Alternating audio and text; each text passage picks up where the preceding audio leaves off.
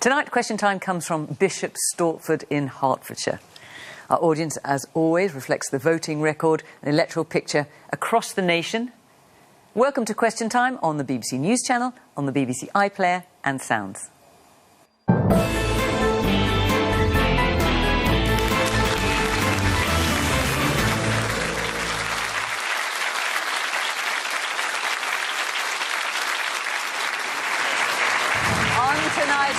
Heidi Alexander, the Cabinet Minister with responsibility for renationalising the railways. From the Conservatives, Helen Whately, who's been given the job of drawing up the party's plans to slash the welfare bill.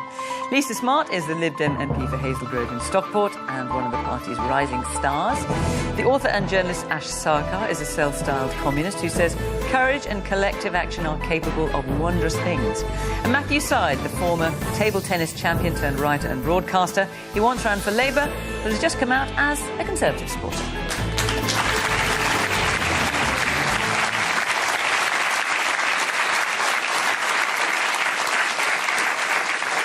Good evening, welcome to our panel. Very nice to see you, welcome to our audience. Very good to see you, of course, here in Bishop Stortford, in this beautiful school where we are tonight. And, of course, welcome to you at home. Do join in the conversation on social media. Just sit back and watch, whichever you prefer. Right, let's take our first question, which is from Gordon Dawes. Are we, as a nation, paying enough tax to support the public services we say we want and come to rely on? So the government promised not to raise income tax, national insurance or VAT, but the Chancellor has said now that she is looking at tax and spending, and higher taxes on the wealthy will be part of the story. Heidi Alexander. So, Gordon, I think you raise a really important question about how we pay for the standard of public services that people rightly want and expect in this country. And we were elected last year, the Labour government, on a promise to invest in our public services, in the NHS, recruit more GPs, get hospital waiting lists down, invest in our schools and make sure that councils have sufficient money to carry out the things that we rely upon, getting our bins collected and making sure that the street lighting is working, for example. And the decisions that the Labour government took at the last budget weren't easy. We stuck to our promise of not raising income tax, VAT, apart from taking those exemptions away on private school fees. And we didn't put up employees' national insurance contributions, but we did ask businesses to pay a bit more so we could get that £26 billion worth of investment into the NHS. And that's delivered 5 million more appointments. Obviously, everyone here has lived through that, so that quite a lot of that I think we're familiar with. But what it sounds like now is that the Chancellor is softening us up for higher taxes, and she talks about higher tax on the wealthy will be part of the story. What can you tell us about that? So we have always said, as the Labour Party, that a guiding principle for us is fairness in our tax system, and judge us on the actions that we took last year. We do believe that those with the broadest shoulders in society should carry the greatest burden. Last year, for example, as I said, we got rid of those exemptions on private school tax fees for private school fees. We also put air passenger duty up on private jets. But we got rid of the loopholes on. Well, look, the Chancellor is going to set out the budget on the 26th of November. So there's nothing you can tell us about that. I'm the Transport Secretary, and I'm I not get going to that. speculate. But it sounds like the direction of travel is higher taxes are coming in some shape or form. So we've got to make sure we get the balance right, so that we get investment into this country, so that we grow the economy and get the economy firing on all cylinders. Because ultimately, if you don't get the tax receipts through companies to invest in public services, then we're not going to get the sort of public services that I think the British people aspire to. Gordon, where are you? Let's get the microphone back to Gordon. It seems to me that we know all the public services are struggling. We all want them to work. We need them to work. And nobody wants to pay for them. And that debate has to get real. And I think the Chancellor is beginning to tell the story that needs to be told. So if there were higher taxes to come, would you be prepared to pay them? Well, I'm not going to dodge them. Well said, especially on national television. Helen. So much Gordon, I'm going to answer your first question straight, and I'm going to disagree with your follow-up there, which is I feel very strongly that as a country we're paying too much tax. Public services depend on a strong economy, and the high tax levels that we've got are killing our economy. That's the problem. I'll give you a very specific example that the Chancellor put up national insurance on jobs. She created a higher jobs tax at her last budget. That has been extremely hard for businesses. I've lost count of the number of businesses who've told me how much that has added to their pay bill, that they're having to let people go or freeze their recruitment. There have been 100,000 fewer jobs as a result of that. It's really been a contribution to the lower levels of growth that we've seen in the economy. That is a very bad thing. It's a bad thing for the economy. It's a bad thing for all those livelihoods of people who've either been made redundant or not got into work. Something I care a lot about is the work I do as Shadow Secretary of State for Work and Pensions, and looking at how we can get people off benefits into work. Well, let's talk about that then, given that is your specialist area, Helen. Our economy is weaker. We can't pay for the things that people care so much about, whether it's public services or, crucially, defence in a dangerous world. How would you... Part of your remit is cutting the welfare bill. How much do you want to cut it by? Who's going to lose out? So we set out at our party conference last week that we were going to bring down the deficit and we're going to reduce tax levels. And we spoke very specifically about ending stamp duty as a tax. I'm asking about the welfare bill. I'll come to it. We said how it would be funded. You're here to represent the DWP. And it would be funded. I will do that. Let's do that straight away then. And we said we would do £47 billion worth of savings, including £23 billion worth of welfare savings. And so who is going to lose out then? Because clearly some people are not going to get So I've been doing the hard work, and to me this is a contrast. Great, well, let's hear it. Can you answer the question? Who here, I'm sure, do you want to know? Yes. Okay. Who here is going to lose out? And I know in here, I'm sure there are people who receive benefits to help with the struggles of life. And I absolutely know that there are people who, disabilities, illness, but who's not need gonna help. get it? But the problem is, our benefits bill is ballooning. Sickness benefits going up to £100 billion by the end of this decade. So 6.5 million people of working age on out-of-work benefits. So I've set out ways that we would achieve savings and things that I think that the Labour who is not going to get it? So firstly, one of the things we've said is that people with low-level mental health conditions should not be continuing to get sickness benefits.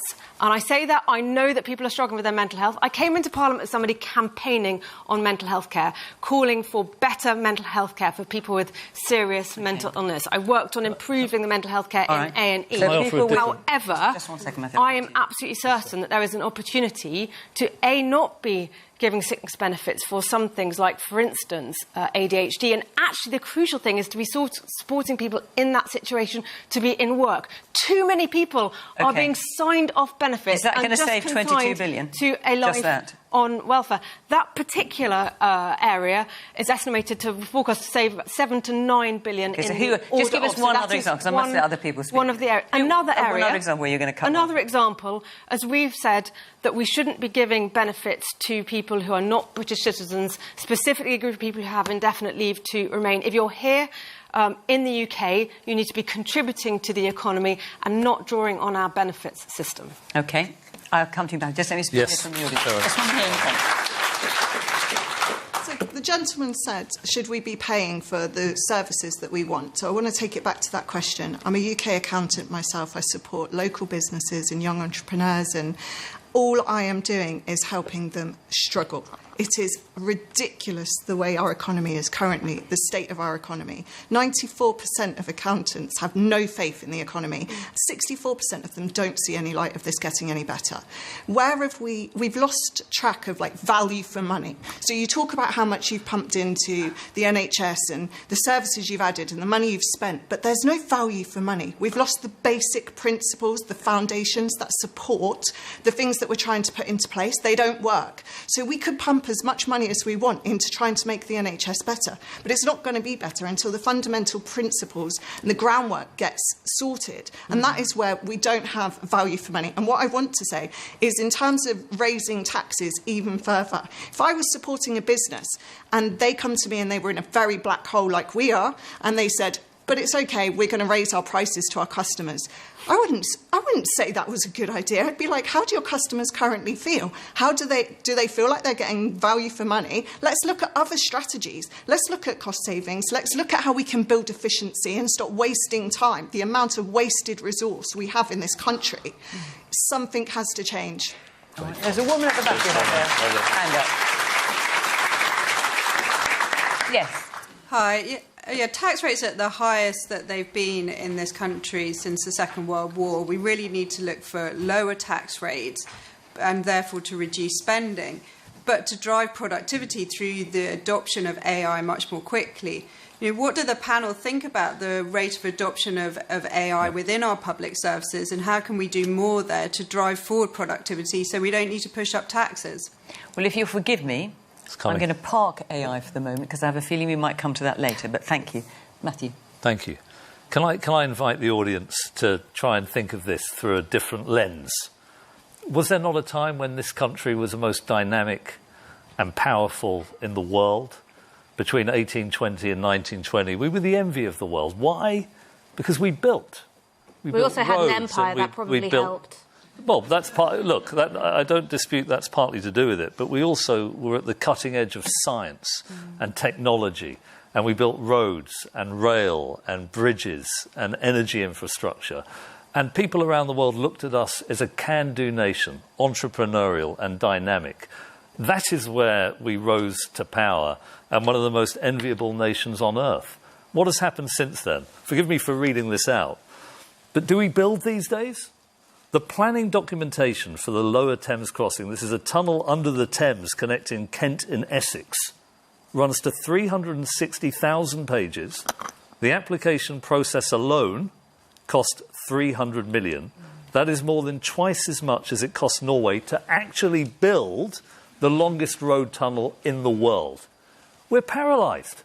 We don't build nuclear power stations. And when we do, it takes 10 years to get from consultation to a shovel in the ground, sometimes longer. That means per megawatt hour, we're paying 4 times as much as South Korea. Electricity prices in this country, because of decades of political paralysis, are the highest in the world. How on earth are you supposed to fund growth, get the tax revenue that enables us to pay for great public services when we're snookered by process, by planning, by endless consultation? Well, So in terms of the question then, are you saying it's not raising taxes is neither here nor there? There are countries in the world that have higher taxes than the UK that grow reasonably fast. There are places in the world that have lower taxes, like the United States, that grow faster than the UK. We are unique in our political sclerosis. We need governments that are able... But why do we not build? Because governments are so scared of upsetting people. Whenever you build anything, some local people are going to be upset. Is that fair? I might be one of the local people being upset. But if every nationally beneficial project is vetoed by local concerns, it means that every locality in the country becomes upset because we don't have the growth. Productivity has been... Forgive me, I'm going on a... You're going on quite a long time there. But I think I'm frustrated, but productivity has been... If I may say so, productivity in this country has been stagnant for almost 2 decades. That is our problem. Woman in the pink jacket. So I work in the public sector. I work very closely with local authorities, with the NHS, with the police. I've worked in there for 7 or 8 years. All we've seen are years and years of cuts to funding for services for people that need them. I'm sure many of my colleagues would agree with me. We don't really care how that investment comes into public services. When is it going to happen? Right, and Matthew's saying higher taxes are neither here nor there. Would you be prepared to pay more taxes to do that? Yes. OK, and there's a man just a little bit further along there. Yeah. Yeah, Matthew talks about looking at it through a different lens. If we need to be looking at it through the eyes of the most vulnerable in society, I feel quite angry at the thought that taxes are at the highest they've ever been, and yet, obviously, clearly, we're spending that money in the wrong places. If we are not supporting the most vulnerable, the unpaid carers who are preventing social care from collapsing, if we're not supporting the disabled children who can't get specialist provision for their education, then we're clearly spending that money in the wrong places. We need equity and justice for our most vulnerable. They need to be the number one priority, because I work in education. If in education we say if we get it right for the most vulnerable, we get it right for everyone. Okay. Ash. There are two things in this country which are unfortunately really true. One is everything is too expensive, and the other is nothing works. And that's the picture of our public services, and I think that's why people feel so frustrated. And everything that you can see in politics, whether it's the Tories' collapse last year, the fact that this Labour government polls worse than a cold sore, that people are flocking to reform, that the Greens are racing up the polls, it's because of these two facts. Everything is too expensive and nothing works. And taxation is a part of that, but I'm going to come to that in a second. The first thing I actually want to talk about is where we're paying too much money. So £200 billion of our money has been paid out to shareholders for privatised utilities like rail and mail and energy and buses and stuff of that nature. That's money that could have gone into reducing customers' bills or investing in infrastructure. It hasn't. It's gone out in the form of shareholder profit. Or if you look at social care, which is really the monster under the bed whenever you look at any local authority's budget, the role of private equity is disgusting. So nearly a quarter of foster placements and children's residential homes are run by companies backed by private equity, and they're looking for profit margins of about 20% or more. So it's hugely expensive for local authorities, and that money isn't going into workers' wages, it's going into private equity. So the first thing we need to do is admit that privatisation has been a failed experiment, it has cost this country dearly, and it is an experiment that needs to end. The second thing that I want to talk about is where actually the tax burden needs to shift. So, Gordon, you were the one who raised the question first, right? Can I ask you a personal question? Are you a billionaire? No. Then you're probably paying enough tax. So there are 50 families in the UK who have more wealth than 50% of this country combined. And half of billionaire wealth comes from inheritance, it comes from hoarding property, and it comes from finance. So we're not talking about businesses that employ people, we're not talking about socially productive uses of capital, we're talking about hoarding things. And it means that, as the lady in the front row was talking about, ordinary workers, but also small to medium businesses, are getting muscled out. And then they're the ones who've been hit with things like the increase in national insurance contributions from employers. But Ash, some of those millionaires will be companies, will be people who start up their own companies.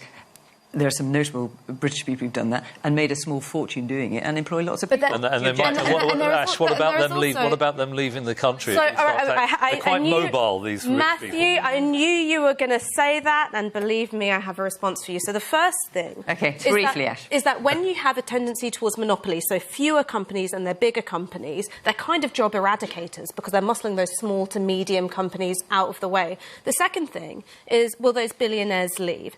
Some will, but where much of the bulk of this wealth is being hoarded in the form of property, they can't take the buildings with them.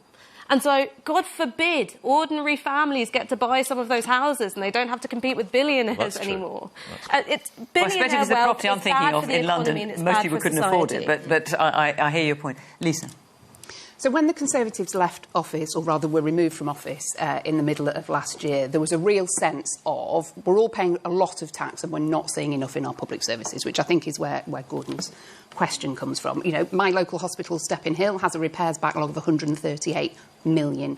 And what that means is our hard-working NHS staff are operating in a building that in some cases is not really fit for purpose. So the Labour government inherited a really big problem, and there was a lot of hope when they came in. And I think that's why a lot of people are really disappointed that some of the decisions that this government has taken have not played out how they expect it. So if I think about the businesses in my patch, they do talk about the national insurance charge rises, and they do talk about the impact that's having on their decisions about whether they can hire new staff or not. And what that means is that we've got fewer people being employed, them paying in more and more. And so some of these decisions have a really big impact, both in the short term, but also the medium term as well, meaning fewer people are employed, paying in and things like that. We Liberal Democrats think that the Labour government's making some of the wrong choices when it comes to tax and spend. We think also that cutting some things early makes it cost more later on. So think about public health. So this is smoking cessation programmes, weight management programmes. Cutting the money that's available for those just means that people are costing the system more later on because they're struggling with their health. So there is a balance between spending money on public services we need, but also bringing in the tax. We as Lib Dems would tax different people in different ways. So I think families and households are paying too much at the moment. I don't think the online gambling companies are paying enough. I don't think that the social media global giants are paying enough. And I think you could do some really clever, sensible things with capital gains that means people that earn just a little bit of it pay less tax, but those who are treating capital gains as income and therefore paying a lower tax rate pay more. And I think that's fairer, contributes to what we as a society want. But the thing that we Lib Dems believe, and all the stats prove out, would bring more growth to our economy, because we haven't talked enough about growth, in my opinion, is if we had a customs union with the European Union, which would bring £25 billion of tax revenue into the country on an annual basis, and would mean we could do more sensible things with tax and spend that the country needs. And, I mean, you're not in power, obviously, as Lib Dems, so you've got a lot of MPs. We're not in Most power. that you've had it for a long time. Let me ask you, because pretty much every time a Lib Dem comes on the panel, they mention that. Would you, given that we had a referendum on Brexit and we came out, would you envisage having another referendum about that? Or would you say, as in fact, I remember Joe Swinson took a similar view, if you vote for us, that's what you're going to get? So I'm on about a customs union, not on about rejoining I the appreciate European that, but Union. no, the fact is, of course they are, but nonetheless, it's a step in a direction that we have stepped away from. Would you just say, if you vote for the Lib Dems, that's what you're going to get? So anything that's in a manifesto is what then a government is. So there's no question of a referendum on that. I think the country's had enough of referendums for a while. And I think if you clearly lay out in a manifesto what your policy platform is, as we have done in our manifestos last year and will do in the future, I think that's the conversation you have with the country, and if they like it, they vote for it, and if they don't... OK. We could talk about it a lot longer. There's quite a few hands up. Forgive me, I'm not going to, because I want to get through 4 questions tonight, and I need to try and give them all equal billing. Let me tell you before we do where we are next week, which is Swindon, and then we're off to Bradford. So if you would like to come and be part of our audience and you live in or around Swindon next week, Bradford week after, go to the Question Time website, follow the instructions there, and we would love to see you. Right, where is Justine? Justine McMahon. Off you go. Will AI cause young people to lose confidence in their own ability and potential to think? Now, where are you coming from with this question, Justine? So I've noticed, and I was talking to a young person earlier this evening about a more young people feeling very conscious of getting things right rather than embracing curiosity or an exchange of ideas. And I think that there are many reasons why they are led to believe that could be the right thing vis-a-vis them... Rather than thinking it through. For themselves, rather than thinking it through for themselves. Yeah. So I suppose a couple of examples are the surge in AI use in job applications. There seems to be a business in writing your essays for you in university using AI. And a recent story, just online dating, read an article... Oh, my God, the whole gamut. Yeah, read an article where someone had clearly missed the point because they'd used AI to answer all the questions. So the person meeting them was really excited to meet them, and then there wasn't quite the follow-through. Right, OK. Now, we've got quite a few young people in the audience, and I'm thrilled that 2 of them put their hands up straight away. So, yes, the man there in the brown sweater, and then I'll come to you. So, as a young person myself, obviously, I definitely agree that AI is certainly almost a safety net for young people in terms of they're so afraid of getting things wrong. But I also feel the attention span of young people is something that's really degraded over the past few years, and AI is kind of just a cheap get-out card almost. And I feel that there should be more attention put on how young people are almost not engaging even more now due to the rise of AI.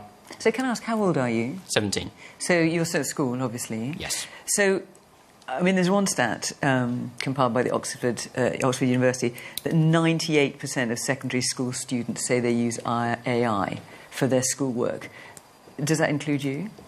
I will admit to using it on occasion. No, listen, I only said, listen, 90, I mean, that's about everybody, isn't it? I expect that 2% probably think, oh, I better not admit it, but maybe they are. And that's useful. Presumably, if everyone's doing it, you're not going to not do it, presumably. Yes, I'd say it's useful. I would also say, though, that not many young people really think beyond just what the AI tells them. OK, let's hear from the person sitting next to you. So for me, personally, I've always been quite nervous around AI. However, I found that once I Googled something, I couldn't find it, used AI, and then I found I was actually starting to rely on it more and more, and I had to physically say, no, I'm not going to keep using AI. But I volunteer with young children, not young, teenagers, and I can see them discussing things, and the first thing they do is go to ChatGPT rather than actually, oh, this adult might know an answer. So they are very much relying on AI a lot more. So do you think, in terms opinion, of Justine's question, it is affecting their ability and confidence to think for 100%. themselves? Right, I'm going to come to you, Carla, I promise, with quite a few hands up. Just, yes, woman in the back with the glasses on. I would say lots of people I know use AI to understand schoolwork, and then I have a conversation with them about that schoolwork, and it just seems like they haven't really understood it. So, in a way, I don't think it's very good at all if you're just using it to get answers right, and then you're not properly understanding the work. I don't think it's going to benefit you in any way. Right, OK. And the young man in the tie there, are you at this school? Yes, I am. Oh, brilliant. Right, OK. I think the headmaster's sitting in the audience as well, so, just so you know. I believe we're in an age of growing technology, and I think AI is a powerful tool where if children are taught to use it in a way as an aid more than to rely on it, I think it can be really beneficial.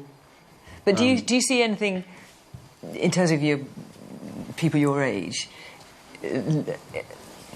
their critical thinking is perhaps reduced by the use of AI, which is what Justine suspects? It depends on the scenario, I guess, because our school has a strong... So, like, if you use AI, they have checks for it, so you'll be dealt with if you do use it. But when it comes to critical thinking, I think, yes, people are more prone to go to it, but again, if they're taught to use it in a way as a place to gain information on and apply it, I think then it can be useful. Used. Yeah, it can be useful. OK. So, Ash, as the youngest person on the panel, will it cause young people to lose confidence in their own ability and potential to think? So Sam Altman, who is the CEO of OpenAI, which is the company which owns and runs ChatGPT, this week he said, look out for the new ChatGPT update. It will allow adults to have erotic interchanges with the chatbot. Oh, yes, I saw that. I felt slightly queasy about it. Well, just a few years ago, Sam Altman was saying AI is going to cure cancer. And now he's saying, don't worry, you can have sex with the robot. And I think that tells you something about the direction that this is going in, which is that rather than AI being able to enhance human innovation, critical thinking, the progress of science, it's being used to exploit our insecurities. So the examples of students using it at school or university, it's being motivated by a bit of laziness, but also insecurity, a sense, if I do this, I'm not going to do it that well, so I'm going to turn to this, which makes it easier. The example that the lady gave of someone going on a date to find out that the person they'd been chatting to had been using ChatGPT for all their talking points, that's a result of the insecurity of, well, what if this person doesn't like me? And that's the thing about so many of these Silicon Valley tech bros.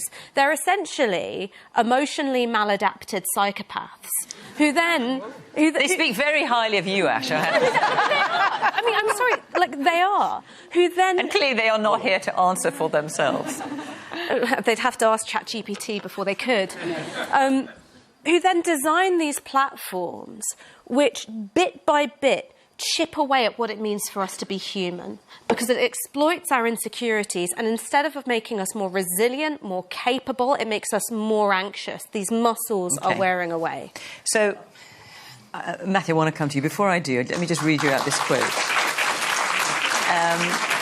So the CEO of one particular AI company, Mistral, said the biggest risk with AI is not that it will outsmart us or become uncontrollable, but that it will make us too comfortable, too dependent, and ultimately too lazy to think or act for ourselves. I think there's some truth in that in the short term. But I think the young man here who goes to the school... Where is the head teacher, by the way? He's over there. Slightly worried about a detention at something. You can't be there. But I do think... I was initially quite sceptical about the significance of AI, but having looked at it in some depth and played around with the large language models, it's pretty clear to me that this is a transformative technology, perhaps the most significant that our species has ever harnessed. And I think it can be, as you said, a tremendous force for good. I think it could potentially help us to cure cancer. But like any technology that has tremendous power for good, guess what else it has? Tremendous power for bad. All technologies are dual use. I talked a bit earlier about nuclear fission. Can help us to get cheap electricity. What else can it do? Bombs. And AI is a classic dual-use technology because I don't just worry about AI turning on us when we get artificial general intelligence of the kind that Jeff Hinton, who won the Nobel Prize recently, has described. It also democratizes the capacity for any one person to destroy the rest of us. Imagine using... sorry, this is a bit depressing, but imagine using... I want to say it. Using AI, which I think is perfectly conceivable, to create a pathogen with a high infection fatality rate and a long incubation period. There's no a priori bar on that being created. It could already be out there. We've already posted the DNA for Spanish flu on the internet. How many people do you think work in the Bacteriological Weapons Convention, which polices this kind of thing? 2 people. Its budget is the same as an average McDonald's. This is just one of the many risks that are coming our way. We've been around as a species for 250,000 years. For almost the entire period, we didn't have the capacity to destroy ourselves. We did cross that threshold with the invention of nuclear war.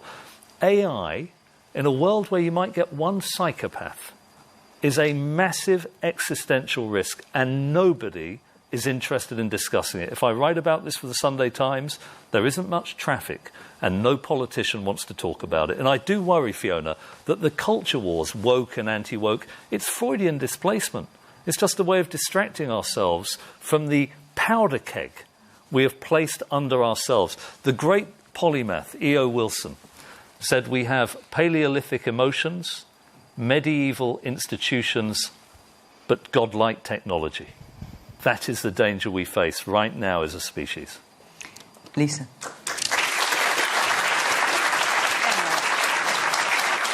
So, Justine's question was about will AI cause young people to lose confidence in the ability to think? And as somebody who is recruiting for my team and has had 136 job applications to read through this week, there are some commonalities there that I suspect a number of the applicants have enjoyed the use of technology. And I think that could be a lack of confidence, but it could also be a bit of laziness.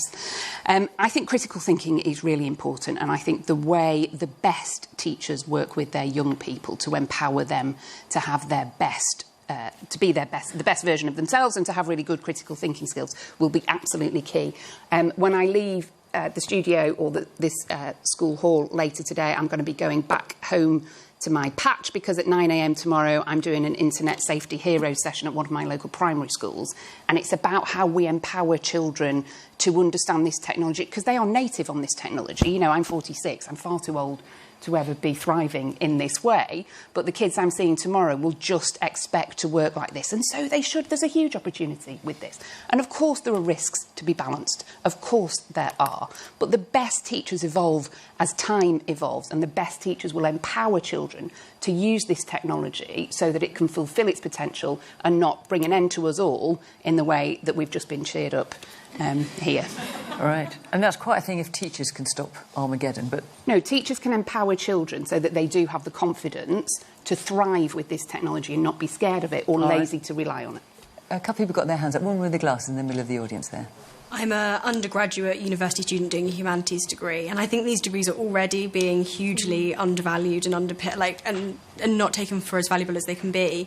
And we've gone, in my first and second year, it was AI is not allowed. If it's used, the essay is null and void, not happening.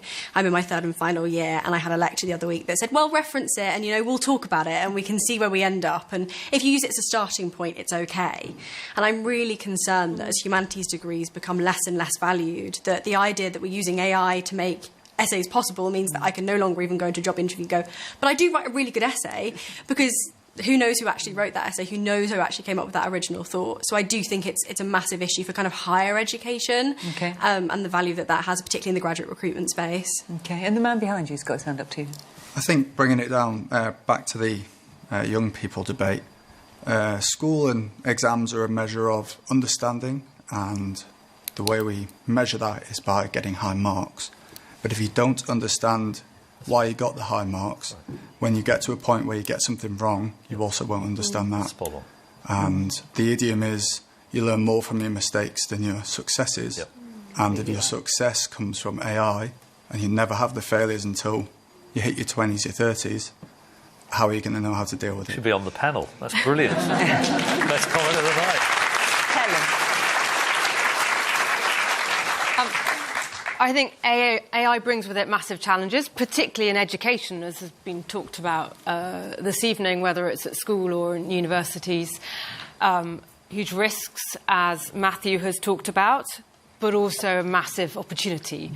An opportunity for us as a country, for instance, to increase our productivity in a way that we have struggled for years and years and years to improve our productivity, and on that our growth depends, and the prospect of people having a better standard of living, along with the extraordinary, exciting things it can do for healthcare, like cures for cancer, much earlier detection of cancer, so it can be successfully treated, personalised medicine, and all sorts of things. But in terms of people's critical thinking, which is the heart of Justine's question, so rather than thinking, right, I mean, it's obvious, but say you want to research something, you want to find out about a particular subject, instead of doing the hard graft and looking at all the different things and maybe coming up with your own conclusion about something, you can just stick it into an AI model and then it comes up with the conclusion ready. Yes, but it's not necessarily the right conclusion. I think some of it is learning how to use it effectively and when to use it, and also knowing how to criticise what it serves up. You can do a search on AI and look at it, and it will give you the wrong answer or a biased answer. It'll take the point of view of the sources that it happens to have looked at. So actually learning how to use it effectively is the key. And actually I think that's a key, whether it's for kids and students at university, but also for us people who are already in work, whether you, Lucy, you say you're 46, I'm a few years older than that, but actually, throughout our economy and throughout businesses and people who are already far through their careers, everybody needs to be learning how to use it effectively to make the most of it, because actually the countries that really learn to use it effectively are the ones who are going to succeed, and we want to be winners in this. Let me just bring Heidi because I haven't had a chance to speak there. So, look, I agree with a lot of what has been said on the panel, particularly by Lisa. I agree with what Helen has said there. I think there's a massive challenge for the education sector about how we create classrooms and education systems that are fit for the 21st century. And I think that the evolution of technology also sits alongside a period of acute anxiety for a lot of young people. So the question about loss of confidence, I think we need to be asking ourselves, what skills do we want to equip our young people with? The ability to interrogate and appraise information is really important. The ability to be able to speak confidently and to disagree with civility is also really important. And, I know that our Education Secretary, Bridget Phillipson, is completely appraised of this need to make sure that as technology develops and the opportunities are there to gather and harness information and find the cure to cancer and whatever Matthew has said, we also really need to think about how we are equipping our young people, not only for the world of work, but also how to be good citizens. And at heart, we also have to address this age of anxiety that I think we're living in. May I make Okay. Then let me bring Ash, and then I'll come to you. Yes, thank you. And reasonably briefly, because I want to move. Very briefly, I just think you guys are being way too casual about how this stuff is designed specifically to bypass user awareness. So simply empowering teachers to teach kids about how to use AI, that can't keep up with the minds in Silicon Valley who are paid millions and billions of dollars to work out ways to get past those teachers. And we've seen this happen with social media. Social media has been allowed to prey on young people. And I'm not just talking about things like abusive content. I'm just talking about the all-out assault on people's attention span, their sense of self, the fact that you're constantly on Instagram or TikTok hating yourself because you're looking at these altered images of people and increasingly AI images of people. That's happened because, you know, politicians weren't able to take the real threat of this stuff all that seriously. And one thing I'll leave you with is this, which is if you read interviews with tech CEOs from the States, they don't let their children have smartphones. Why? Because they know that they're designed to be addictive and to dull the senses and to make us more inhibited human beings. And that's my fear with AI. Not that it can't be put to socially useful things. Of course it can be. But the direction of travel is going to follow the same thing as social media, which is that's going to prey on young people. And I don't think primary school teachers can cope with that. I agree. Can I just challenge the idea that interacting with AI is a mindless activity? It can be mindless when you ask, for example, AI to write an essay that you're not equipped to write yourself. But anyone who's played around with one aspect of AI, which is the large language models, will have noticed something, I hope. The quality of the answers provided depends on the quality of the questions asked. Yeah.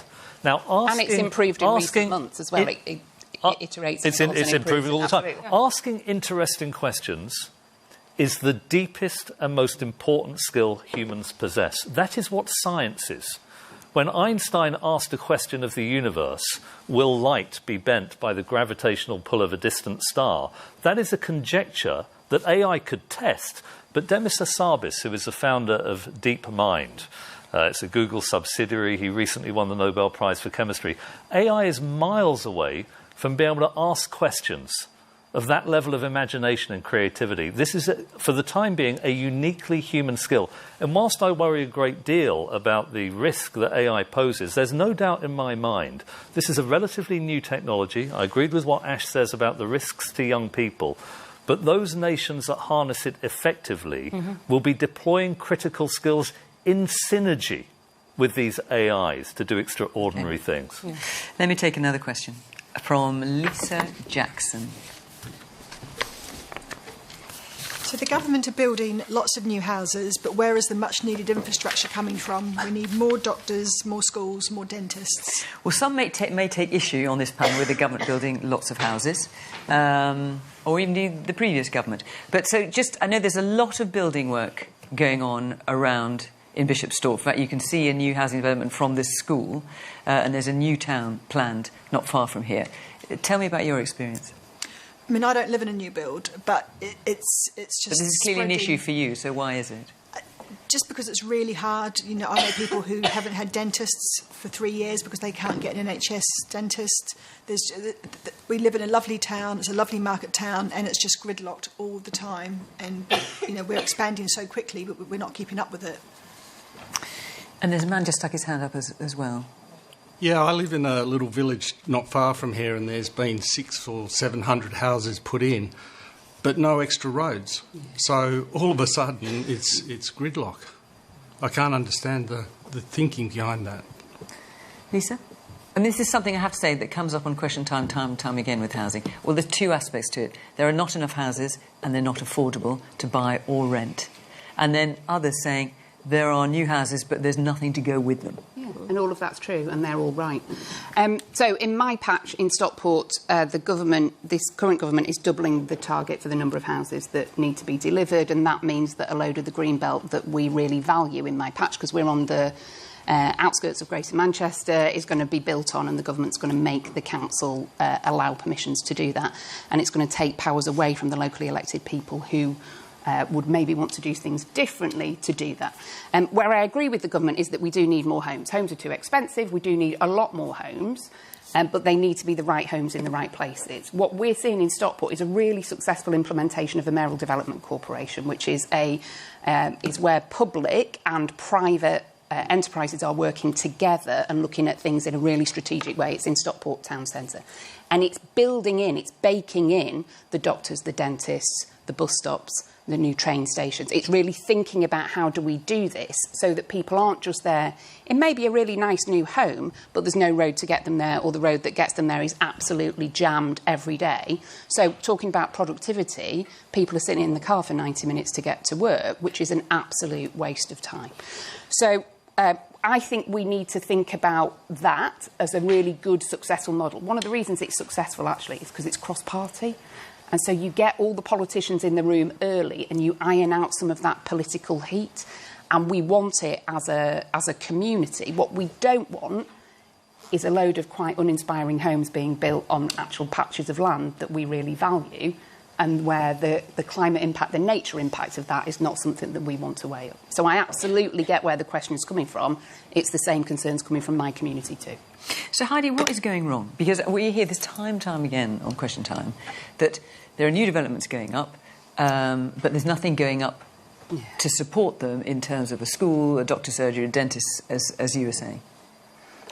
That's undoubtedly true, and that has happened over the last 15 years. And I think inadequate planning has happened at a local level. We will change that as the Labour government. So if you look at the announcement that we made at Labour Party conference, we talked about creating 3 new towns, one at Tempsford, which is on the outskirts of Cambridgeshire, one in Leeds, in the heart of Leeds, actually, Leeds South Bank, and one at Cruise Hill in Enfield. And we are specifically choosing those locations because we know that we're investing in transport infrastructure. So if I take the example of Tempsford, that's at the junction of the new East-West Railway, which will connect Oxford and Cambridge and the East Coast Main Line. We're investing in additional public transport, a mass transit system in West Yorkshire, in Leeds, so that we can make sure if we're building the homes that people have got a decent public transport system. And what about other things other than transport? Of course, is important. Yeah. But what about extra schools, extra doctors' surgeries, extra dentist surgeries? What about that? Yeah. So what has happened historically is that those should have been negotiated through Section 106 agreements with the local council, and certainly in my area in Swindon, when new homes have been built, where those negotiations have been done properly, you will see new primary schools, new childcare facilities, new GP surgeries.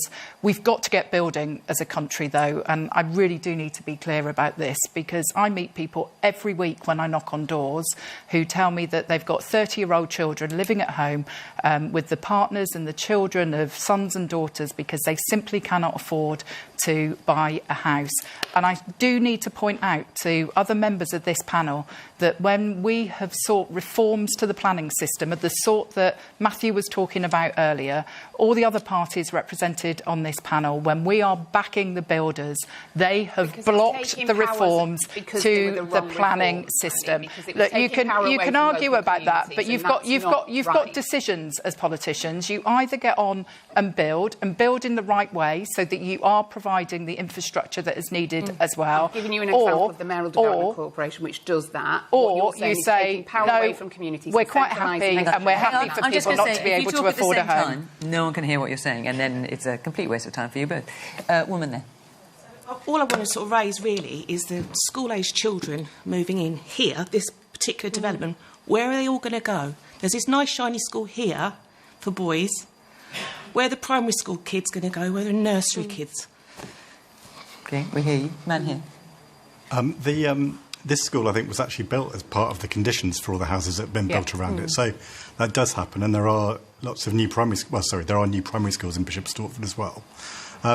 It's really easy to come up with reasons why, this isn't right, that isn't right, but I can't believe I'm channeling Donald Trump, but, I think you just got to get on and build. Yeah. That's right. Build, baby, build. Yeah, absolutely. Helen. I think on schools, this is a good example, and I've seen it in my constituency where there's been a lot of new housing, generally not popular, but new schools have been built. The problem with doctors has been a shortage of supply of doctors themselves. we opened new medical schools around the country so that thousands more doctors are in training. The first set of graduates from a new medical school serving my constituency in Kent graduated a few weeks ago. Very exciting moment, so more doctors to go into those GP surgeries. What I see particularly, though, is a lack of transport infrastructure and more traffic. And so in my constituency, Faversham Mid-Kent, there are thousands more homes on the way, and I have no confidence. Heidi, you said the government will change that. I have no confidence that's going to come with more traffic, more road infrastructure.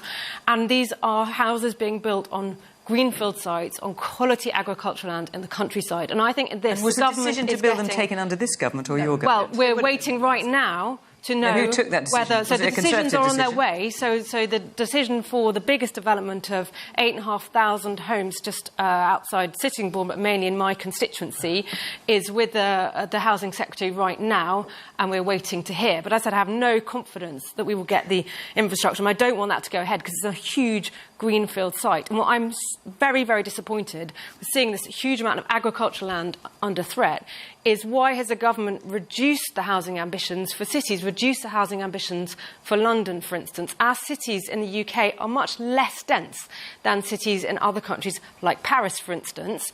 Why is there not more building in the cities where very specifically people don't need to have cars the way you need it if you live in the countryside? There is the public transport infrastructure. To me, that is where the development should be focused. Do you want to answer that before I go around the rest of the panel? Why not more building in cities? So the number of buildings in London has been reduced. I think Helen is right about that. Well, look, I think that one of the examples I gave you earlier, Leeds South Bank, which is one of the new towns that we were talking about earlier, that is in a city centre location. Cruise Hill is in Enfield, which is on the outskirts of London. That's the third new town location that we were talking about.